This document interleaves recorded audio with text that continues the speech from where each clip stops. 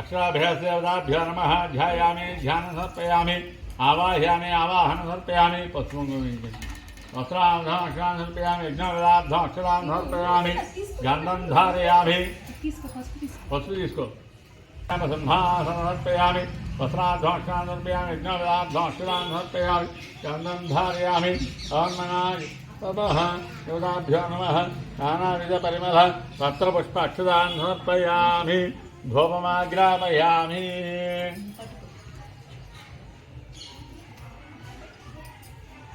కొబ్బరికాయ కొట్టుకొచ్చాను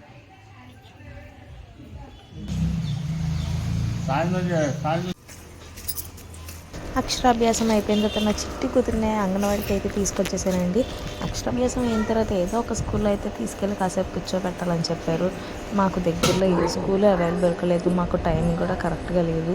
సో అందుకని చెప్పి అంగన్వాడికి తీసుకెళ్ళిపోయాము. అంగన్వాడీలో ఎలాగో పిల్లలకి పలకలు అవి పంచిపెట్టాలి కదా అని చెప్పి ఇంకా అక్కడికి తీసుకెళ్ళిపోయి అక్కడ కూర్చోబెట్టేసి పంచిపెట్టేసామండి.